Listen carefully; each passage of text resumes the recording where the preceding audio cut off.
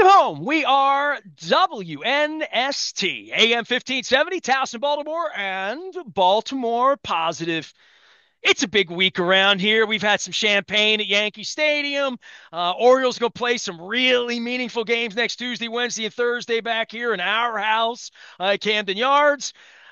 But there's a football game on Sunday night, and if you've seen our team play, and if you've seen their team play, you would know there's a tall task in order, and we will be the spotlight of all spotlights in the other parking lot on this side as the spotlights of NBC come to town, and we'll have all the Collingsworths and the Taricos and all the fun stuff here. The Bills are on their way in.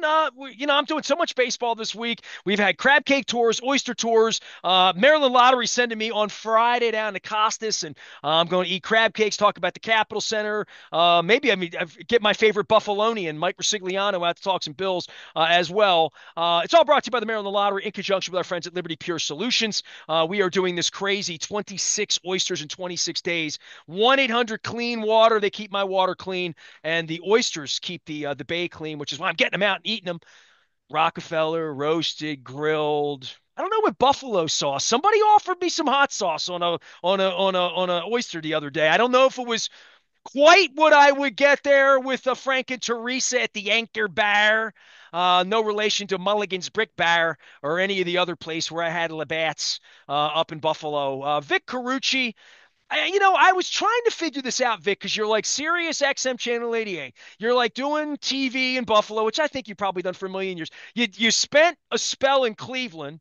Don't tell the people in Cleveland, but I like Buffalo better, of all places. I think I read you when I was a very young man in maybe Football Digest, or maybe like, is that possible? You are Oh yeah, nodding your head. So I'm not nuts to say that you and Balzer are really the old farts around here that I read when I was at Barry Bloom on the baseball side. But like when I see your name, it means something to me that I think was way before I knew you. I felt like I knew your byline. well, first of all, I'll take that as a very nice compliment. I love your acumen of Buffalo and your accent too. You do that well.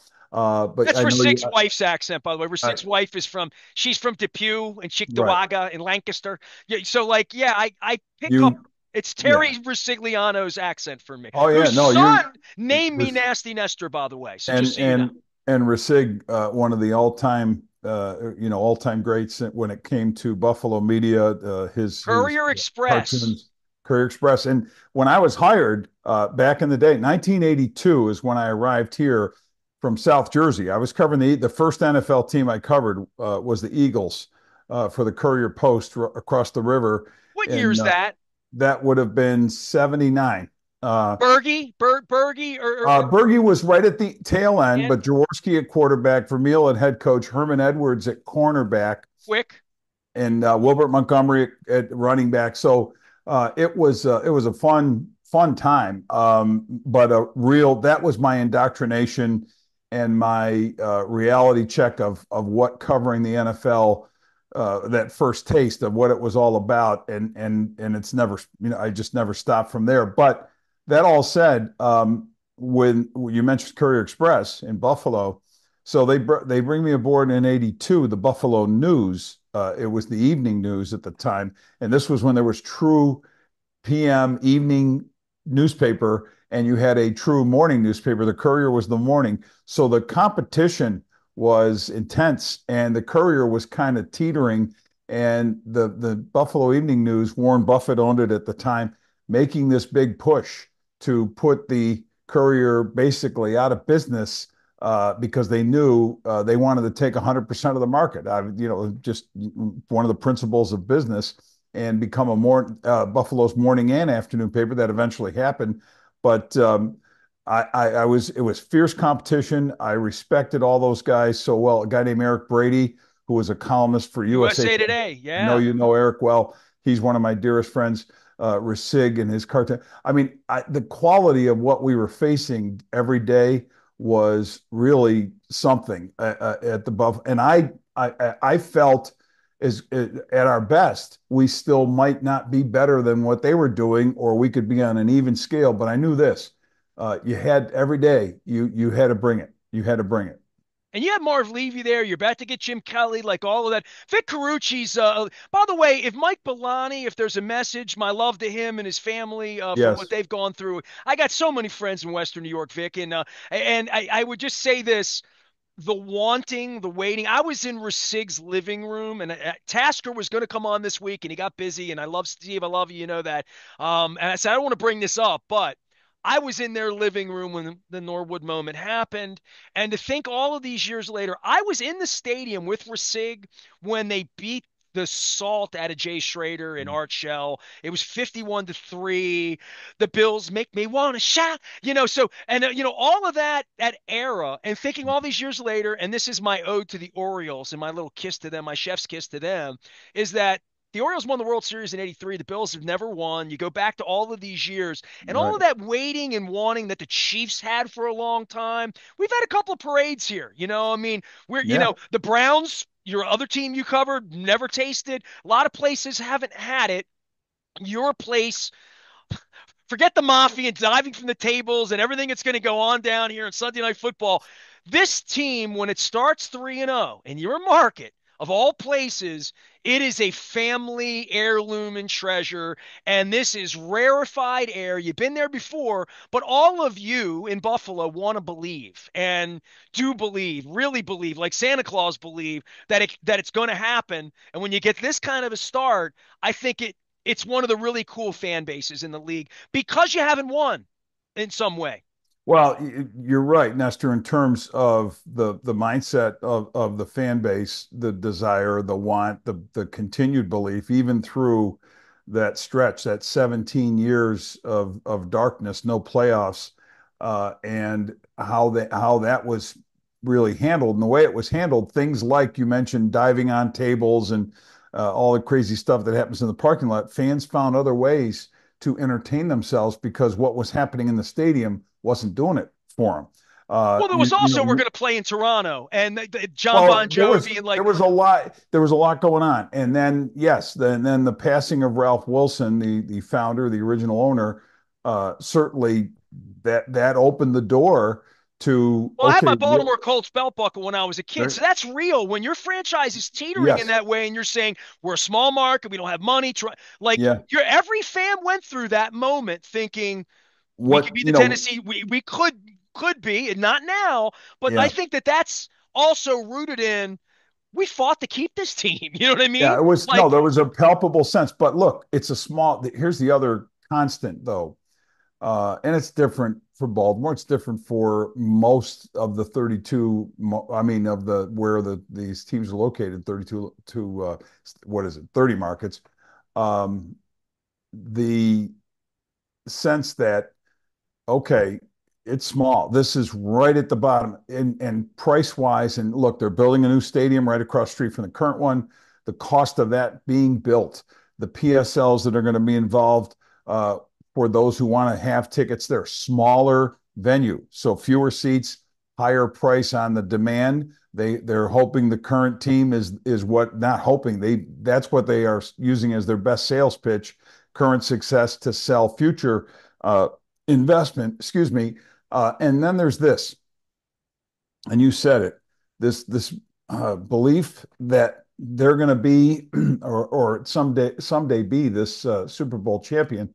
But it's like the old Peanuts cartoon. They worry that they're you're getting ready to kick the ball. Charlie Brown's kicking the ball, and Lucy's going to pull it out, and there's going to be a splat always. Even at 3-0, that's the sense. Yes, they're 3-0, playing arguably the best football of the entire league, but it's still September, and they've seen these dreams blow up in January. And that's the question.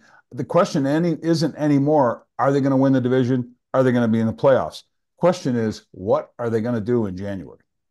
well, Lamar Jackson has that certainly, and so does John Harbaugh. At this point, it's been 12 years since championship. Lamar hasn't had great success in January. There's the health of him, and I've said about Josh Allen, and I'd say this about Lamar because Lamar runs into linebackers, and Luke hates when I say that, but it's true. He had a 22-point lead. He's running a draw play in the third quarter, and I'm like, I don't. But Josh Allen has that mindset that he'll run over Roquan Smith if he has to on Sunday night game for the season, or at least had that for a long period of time. I want you to tell me about what you're seeing with Josh Allen because, like, MVP of the league through 3 weeks. Clearly, what we saw against Jacksonville feels like that thing is has come into its own at this point, and we're all waiting for that light for Lamar. And you've seen it in 19, you saw it last year. He's a two-time MVP, but Josh Allen's that other guy Yeah. who's needs a cast of characters like they all do, but he plays the game sort of in a way that it always frightens me when Lamar plays that way.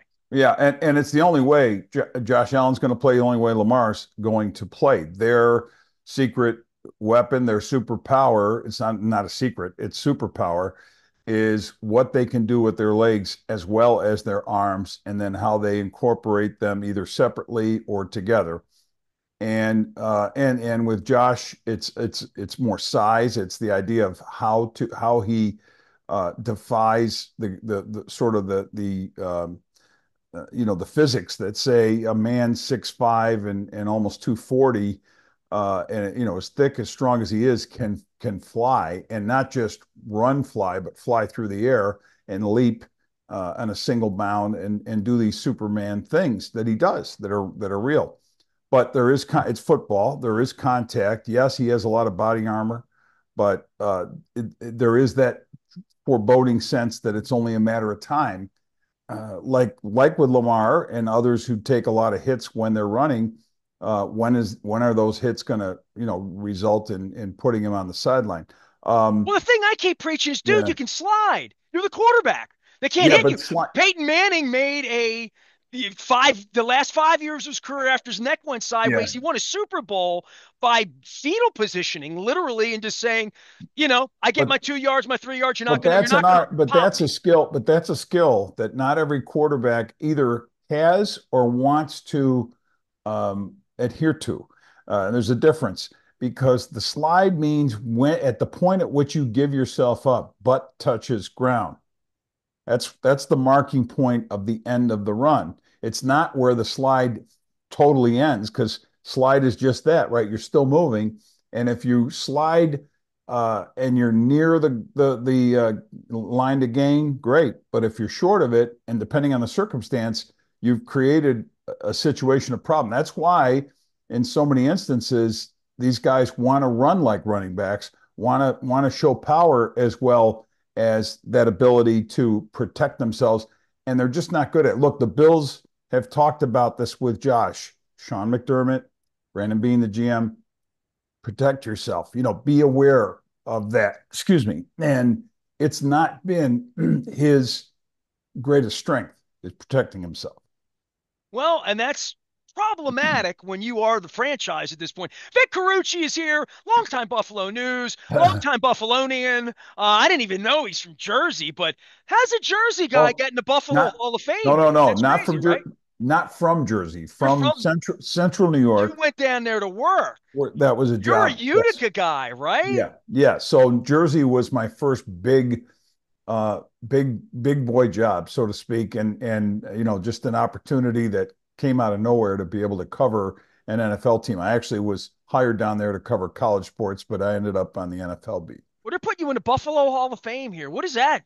Do Yeah, you get a dinner? You great. get a chicken dinner out of that? What happens? I don't know what they're serving. Greater Buffalo Sports Hall of Fame. It'll be November 12th, the induction ceremony. I hope And it's buffalo chicken. And if it is, absolutely. And here's the best part. One of my classmates of the class of 2024 is none other than Rob Gronkowski, who, of course, is from the area, went to school here. I know him well. He spent time where I mean, at this house and in my office here, many a time, because he went to school with my younger daughter, and they were in the same circle of friends. And what you're looking at behind me, this case of a lot of memorabilia, I'll share a story, a fun story. Rob, who he was about eighth grade, he was eighth grade, and they were here for something, if it was a birthday party, whatever. And at one point, my daughter Lindsay, my younger daughter, says, "Dad, would you would you show Rob your stuff? Because he's into sports, blah, blah, blah. I said, sure. Was he And 6'7" then? Like big I'm monster telling you, kid? Yeah. whatever I was, he was about here. Yeah, he was taller than me in eighth grade. Now, I had seen him play football, basketball, hockey, baseball. He did it all. He had the thing, right? He's right. He's the natural, which we would say is true with almost all these less than one percenters who get to play in the NFL or any other major sport. He's in here and he's looking at all this stuff, and he's taking it, and it's like it feels like a minute or so, and he's kind of like doing this. Then he turns to me, he goes, "Mr. Carucci, one of these days, you're going to write a paper about me." And I looked at him and I said, "You know That's a what, pretty good Rob?" Gronkowski, too. You thought I did Yeah, a good yeah, Buffalo. That's a pretty good Gronk. well, yeah, I was around him a lot. I said, "Rob, and I knew what he meant. He's going to achieve these heights of NFL greatness, whatever." And I said, "Yeah." I said, "I believe that." I said, I've seen him. I had seen him play, so I said, "I believe it." I said, "You're on that path." And again, it wasn't a realization of something. It was well understood at that point of his life in the football family, sports family that the Gronkowskis are, that he was a chosen one for sure. Well, fast forward to him playing for the Patriots and playing, of course, the Bills. And then early on, one of these games, and he had a typically great game with Brady, and coming up the tunnel at the stadium, Highmark Stadium, and he sees me, and I'm waiting to go into the press conference area, but he sees me as he's coming off, and he throws those big arms around me and like lifts me up, like, and he could have lifted me and tossed me like a grocery bag, and I thought my ribs were going to crush. And he goes, "You see, you believed in me. You believed in me." And I'm looking at him, and I didn't say it, but in my head, who didn't believe in you? You were like, oh, second round pick and you clearly, because he had told me before that draft when we were at the combine in Indianapolis, we were talking on the field, and he said, he goes, I'm the best one in this draft. And when I heard best one, I said, yeah, best tight end, absolutely. He goes, no, no, no, I'm the best player in this draft. He knew it, and he was right, obviously. Well, you hold a Hall of Fame card, which is probably going to lead me to Terrell Suggs and Marshall Yonda here momentarily, and we'll get back on to the Bills. Vic Carucci is our guest here at Baltimore Positive. Follow his work out at Sirius XM Channel 88, real historian of the game. I'm sorry I called you a Jersey guy. I'll never do that again. I've been That's there. all right. So I own, that time was a great, listen, without that time in Jersey, 4 seasons of covering the Eagles, Ron Jaworski and Dick Vermeil, the head coach, and to this day, two of the dearest friends I have. Wilbert Montgomery, worked with him in Cleveland for a Shaw's while. a Buffalo guy, right? Jaws is Lackawanna, New York, Buffalo. But that team was a great for me, especially Jaws. I of course believe that every player you dealt with would be like that, would give you everything you need, quote wise, whatever. It was quite an awakening when I started covering other teams when I got to Buffalo and realized not everybody's Jaws and not every coach is like Vermeil and that, it was, but anyway, I'm it that way was, with Billick and Flacco and the good people, the Marvin yeah. Lewis is the really good people that I've met in the sport. And I think that as we get older, that's what you take. And by the way, I love your Gronkowski story. And I know you're going to be buffing that up for when you go into the Buffalo Hall of Fame, Greater Well, Buffalo Hall of Fame as well. real So quick, we texted. So we texted when the day we were both informed, this was April, that we were informed that we were in this same class. And I texted him and he was like really fired up. And I'm thinking, obviously I think it's a tremendous honor. I'm still pinching myself, but he's a guy who is going to see as a Hall of Fame voter. And I told him this. I already have my ballot filled out for your first year, obviously, as do the other voters, I'm sure, as a first ballot guy, but for the Pro Football Hall of Fame. But he responded how happy he was and how that it would be the two of us kind of going in together, that there was something right about that. are you One, making the case for Gronkowski at the Pro Football Hall of Fame or no, will it be no, a it'll be. Patriot writer? I'm sure it'll be a Boston, Okay, a fair writer enough. from the Patriots. But he one of the It's okay, Vic. excuse me, Vic, yeah. one of the things he said was, uh, "Can we tell that story about the eighth grade about this office?" And I texted him. I said, "Absolutely, it's your show, buddy. You're the star." I said, "I'll do whatever the heck we need to do on that stage." Vic, you could still give a better speech than him. I mean, you could. I mean, you know what I mean? Listen, if I went into a Hall of Fame and I had to do it with Ray Lewis, I'd really have to work on my speech. You know what I mean? Yeah, So, Vic he's good. Carucci's up in Buffalo. They're coming down here to break tables and bring their mafia and buy our tickets and leave their red, white, and blue and their Zubaz behind. How are you feeling about the Ravens right now, Vic? You cover the whole league at SiriusXM, and you're not just a Buffalo guy, although I called you specifically for that purpose. But boy, the Ravens have really been a disappointment as a Yeah, collective, not just being 1-2, but just the way they've played football. And the word John keeps using in these press conferences that I'm no longer a part of is consistency, consistency. Well, that's really what's been missing. And this feels like a tall task because the one thing it feels like the Bills have been over 3 weeks is Cardinals were good, but pretty good. I mean, the Bills have been top of class for the whole league the first 3 weeks. yeah. Well, I like how you began that question. How you feeling? I'm feeling better than I sound, and I apologize for that. I And hope the so. That's occasional good. coughs. But look, I mean, they're 1-2. Um, I bought into the logic or the consensus thought that they were and are, I guess, but were before the season a legit contender that you had to make when you make your short list, Ravens are on it. Um, I voted for Lamar, by the way, for MVP during the season. I mean, he was, and the way that vote goes is you rank the MVPs candidates. So there's a scoring system. Whoever gets the most first place, second place, etc. I had given my first place to him, and I thought he deserved it based on his regular, excuse me, season. Those who have been critical or said, how can you give that, especially Buffalo fans who were upset that, well, why wasn't it Josh based on, the postseason comparison? But even at that, you could argue neither one of them has gotten where they want to be. One, two, it's not a postseason award. That's the structure of the award. Our ballots are finished when the season ends. That said, um, they need to, I need to see something better than what they've shown. Whatever this consistency talk is, I don't know. When I watch the Ravens, I'm at a point now where I don't believe in their ability to hold a lead. And obviously the numbers back that. And I'm sure there's any number of Ravens fans who feel that, never feel a sense of comfort. And I was with my wife, we were watching the Dallas game. And I said, they're going to find a way to lose this game. They shouldn't, but it's going to come apart. And it happens defensively, and it happens with penalties, and it happens with sloppiness. And I think it's a focus thing or a concentration thing.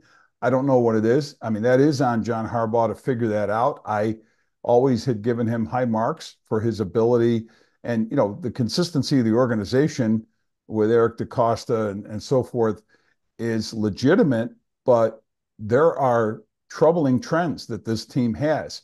And I think that's what can undo has undid them and will continue to undo them because they just don't have that collective lockdown feeling. They don't know how to really consistently close out games.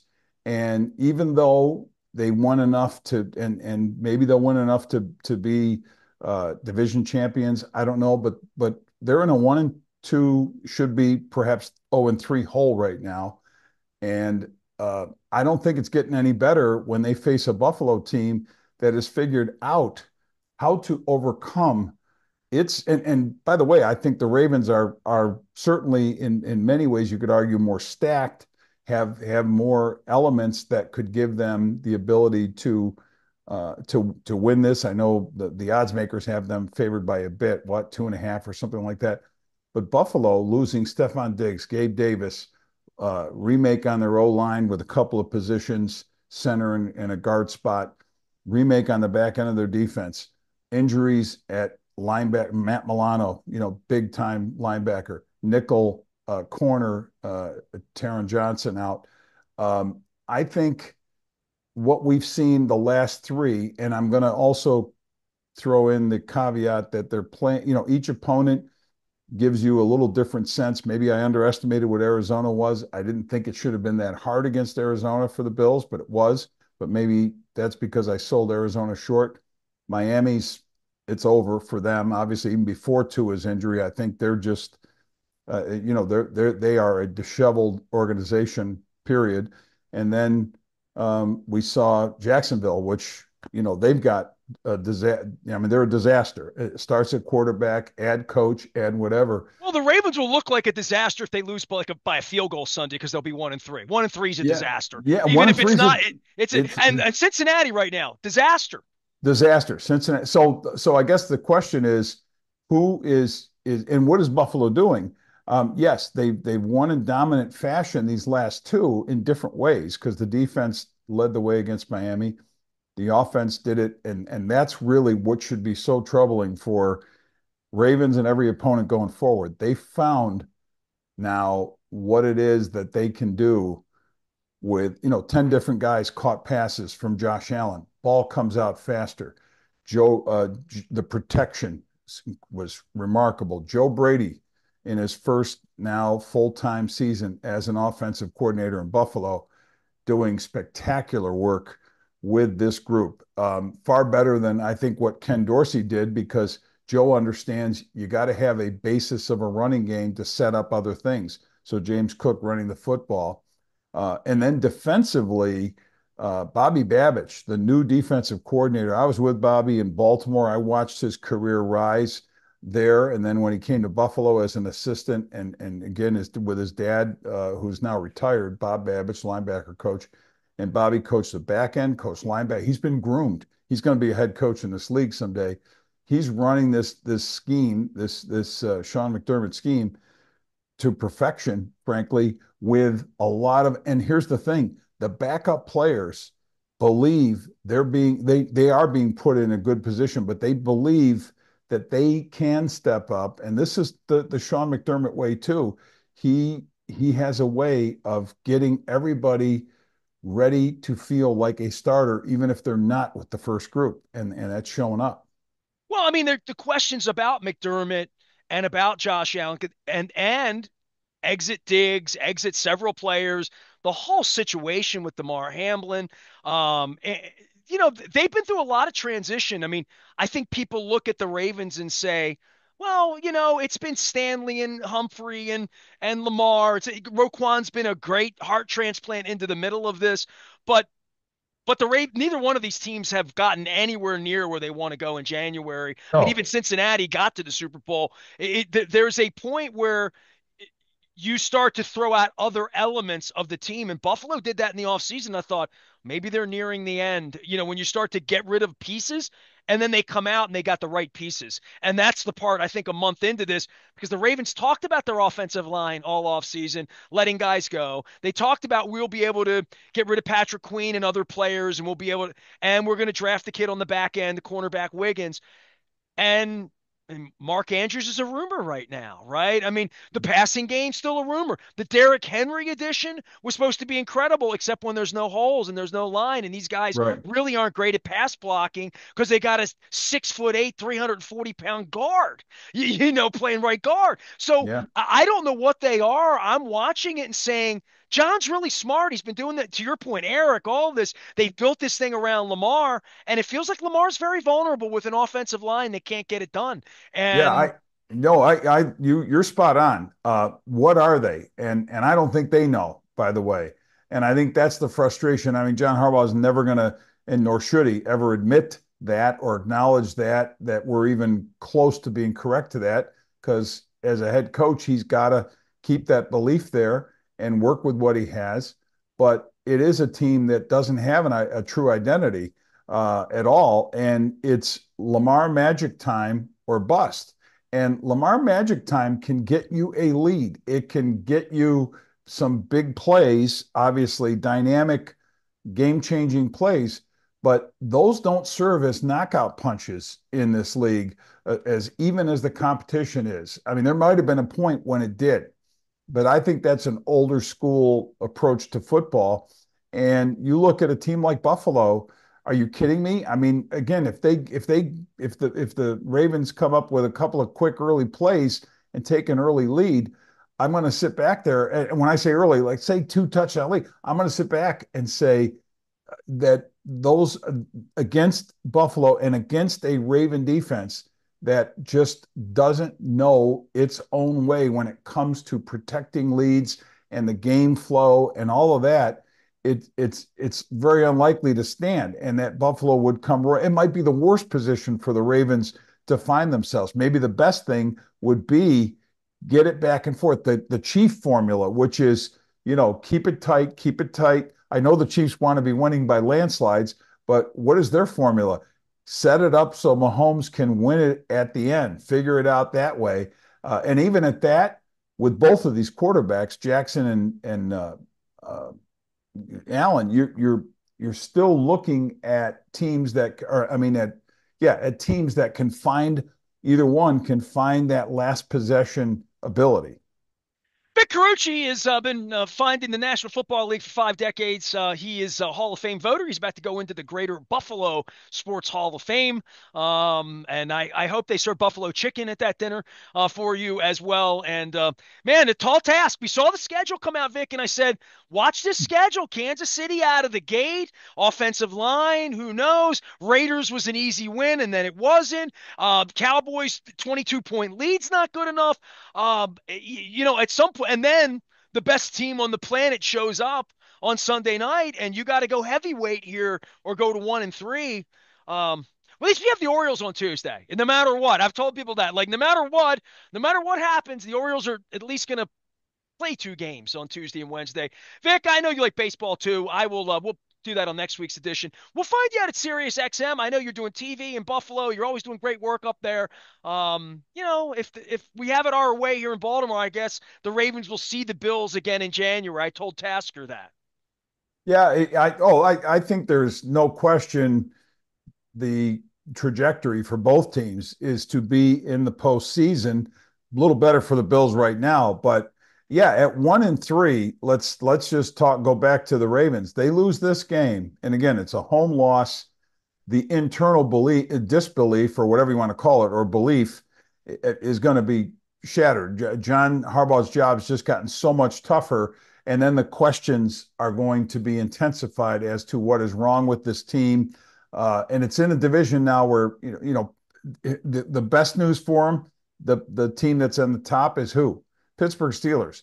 Are they at 3-0 like this? Unbeatable? No, I mean nobody's unbeatable, but Justin Fields and the Steelers. Yeah, the Steelers defense legit, but are you looking at them to sustain that? And I've got real questions about that. Well, they'd also have lost tiebreakers to Kansas City and Buffalo. Right. Then they'd be 3 games or 2.5, 4, whatever it is with Pittsburgh. You feel like, well, And we can win the Pittsburgh games and catch yeah. up. They're not going to, the notion that there's going to be home cooking and buys when you're 1-3. Now, wake up after a Justin Tucker 51-yard old school field goal to beat the Bills, and you feel good. They beat the Bills. Now all of a sudden, they've finally got a pelt on their wall this year. And I would That's agree. There'd be yeah, no better pelt than that. And that's a big one. Yeah. this is the bigger game than maybe we thought it was even when it came out on the calendar. Clearly, our Yeah. friends at NBC knew a little something about it on Sunday night. So Sunday night football here in Baltimore. We're gonna have Tuesday and Wednesday baseball, maybe Thursday baseball here in Baltimore. Big week. Vic, pack your lunch pail, pack your buffalo wings. Come on down here. We're gonna have a good football game on Sunday night. I always love time. Hey, before you go, Yonda and Suggs, Hall of Fame. Anything on that? You know, excuse me. No worries. Yeah. Hope. Anyway, hope it didn't blow out the speaker.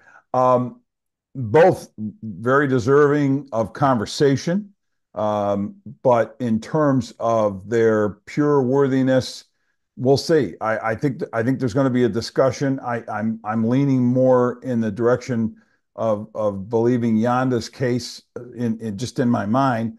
But I know what Terrell Suggs, has certainly been capable of and what he's done.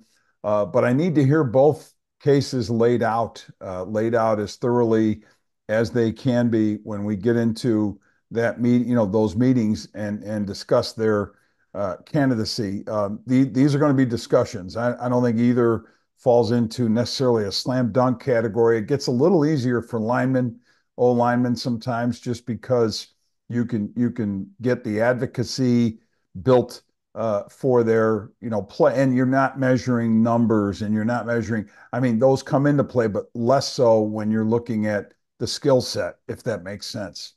Well, and the longevity. I And mean, longevity, and yeah. and listen, there was a point in my life before they threw me out where I could have been the Hall of Fame voter because I've seen more football than anybody.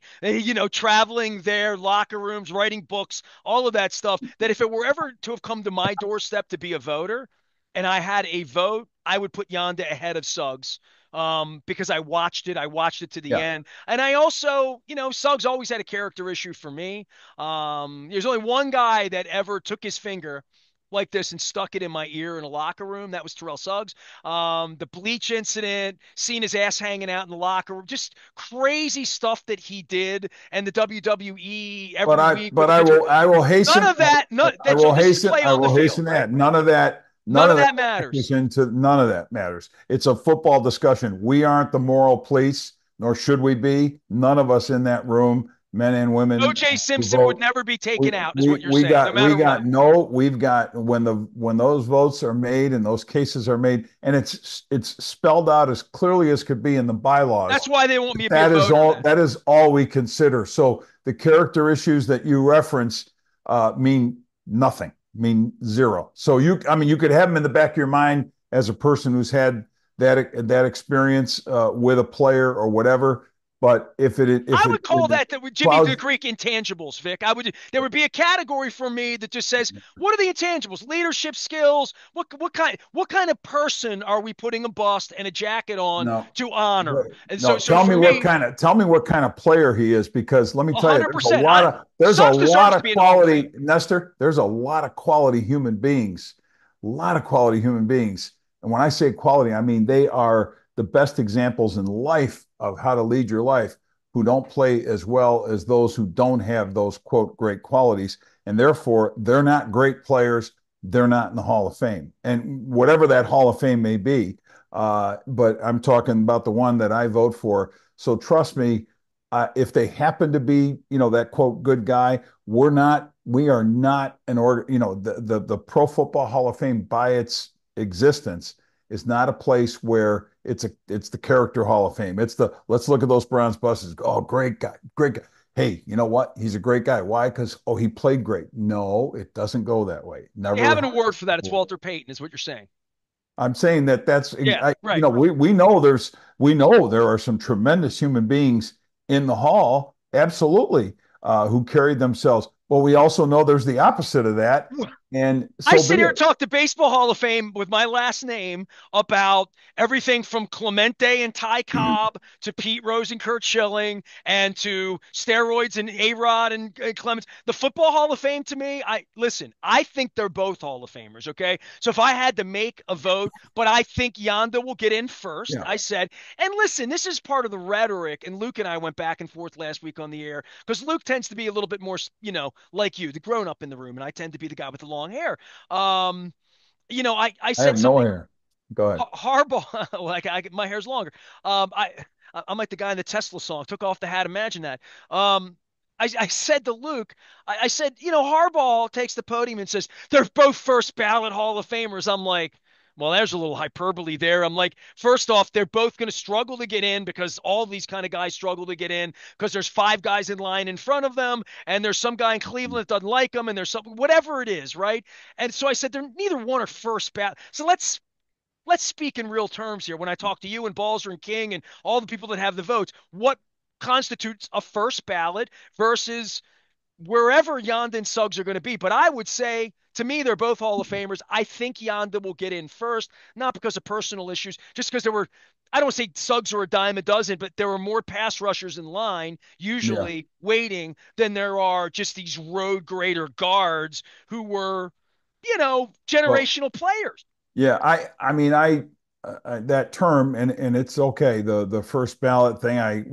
Earlier in our discussion, I was talking about Rob Gronkowski. To me, That's, that Yeah, he's slam probably dunk just kind getting of in. I thing. agree with that. He's probably just That getting I in. that I would have no, that is, I he all the qualifications are there. Your mind is set.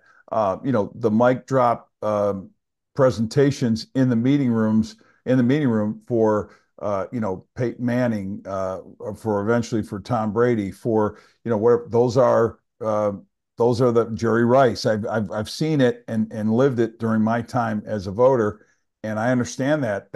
Those are your quote, your undeniables. When it comes to, and I'd say we're seeing this a little more. And again, until Brady comes up and some of the others, maybe that you'll see at other positions, you're like a Larry Fitzgerald, whatever. But as you're seeing it right now, with the specific players you're talking about, Yanda and Suggs, more times than not, it's that discussion. And I'm telling you, those are healthy, great discussions. They're thorough. We are, as a group, we are tasked with, doing our homework, with pulling out the books, making the calls, and contacts with our advisors throughout the league. A lot of uh, coaches, current former coaches, current former GMs, current former players, to get perspectives and weave together, your base of opinion that's sound. I think I want to believe soundly researched. I'm not going to speak for the entire panel, but I know when I'm in those conversations, people have done their homework. It's you if you don't walk into that meeting prepared for that discussion, then you don't belong in the meeting. And I will tell you, we will, the group will always, the decisions will get second guessed by the outsiders who believe it's just as simple as look at the computer, look at the numbers, whatever. No, it isn't. That's why, because if it was, then you could just punch in numbers and make it an AI thing. Maybe one day, maybe in my lifetime or not, that's how those will be determined. But as of right now, there's still a human discussion involved, and it's an enormous, I mean, an enormous responsibility, to the point where the worst night of sleep I have, the worst night of sleep I have is the night before that final You all meeting. are tortured by it. I mean, I know Oh, so many. I know more than half of that room real well, and all of you. I've said it as a kid. You dream of wanting to do it. Nah, not so much. You know what I mean? Like I feel like, and the responsibility on your own backs in communities where the Steve Taskers and the people that yeah, are sort of outside the box in some way trying to get in. yeah. Who's out that needs to be in your mind? Give me two or three Well, names that like you're like I'm yeah. upset that that guy's not in. Um, I Art don't know Modell. about Let's start with that. I don't know about upset. I try to keep the emotion out of it. I really do, because I think if I color it with emotion, then I'm doing a bad job as a voter. I try to keep my mind open to everybody, frankly. I think there are more difficult challenges. Certainly, you mentioned Tasker, because there'll be more discussion, being the voter from Buffalo, about his worthiness, and whether or not he should be. There are a bunch of people in that senior. Go look at the senior pool, which is really an ocean. It's almost 200 names that have been nominated, and I nominated a bunch that are in there from.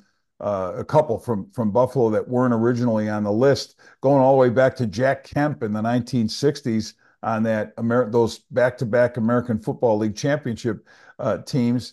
But I think of course, Steve Tasker, and does it help that Devin Hester, a return guy, granted not a cover guy like Tasker, goes in the class that we just celebrated in August? Does that help Steve's chances going forward? Maybe. I mean, I don't know. In my own mind, I hope it does, but I also know that, and like other voters, I do the same thing. Okay, how much did he play? How many snaps are we talking about? Does a position player, are you going to penalize a position player, so to speak, keep him out to put in a guy who's played a whole lot less? But Are you going to put Tasker in ahead of Suggs or ahead of and literally and positionally, right? I mean, yeah, that's why it's so tough to get in. That's why I don't think Yonda and Suggs are just gonna. I mean, the Baltimore people, I put them in. No, okay, I think they'll it's a get there, and I think they're worthy, both of yeah. them. but I You just, bet. it's You not first ballot. eventually, yeah, eventually you get there, and that's. But anyway, it's a lot of stuff. And by the way, I am never going to say that the voters have all the answers, that they're the smartest people in the world because they pick these. We are usually, you know, held in low esteem by a lot of critics. They never praise us for the size, for who got in. It's usually the who didn't get in and why did you dumbasses miss on all these people. So I get that. And you're when you're in this position, you're there to be flogged. You're rarely there to be hugged. So I still whatever. give Grossi a hard time about the Art Modell thing, but that's it's put Yond and Suggs in at some point. You know what I mean? That's all. I mean, I'm not lobbying for anybody. I'm lobbying for the best candidates, but I am lobbying for Tasker, just so you know. Vic Carucci is here. He is up in Buffalo doing it for Sirius XM as well as WGCR. Give it to me. GRZ. GRZ. We'll make sure I get it It's the right. Hey, it's the NBC affiliate, so Sunday night's game is on our air, which is obviously a great thing. Yeah. You know what, Vic? I'll be waiting all day for Sunday night on Sunday Night Football. And then Tuesday, Wednesday, maybe Thursday, we're going to have some baseball around here. Just the biggest sports week of the year. Lots of great stuff. By the way, you told the story of the Buffalo Courier Express that begat our friends at Sports First. I did a 40-year retrospective of a failed newspaper this week. We've had crab cakes. We've had oysters all over the area. It's all brought to you by friends at the Oh, Maryland Lottery. I'll have some Raven scratch-offs to give away on Friday at Costas. And we've got football on Sunday night. It's a big one. I am Nestor. My thanks to Vic Carucci up in Buffalo. Not going to have a whole lot of Buffalonians on here this week, but we got a hell of a football game on Sunday night. Stay with us here at Baltimore Positive.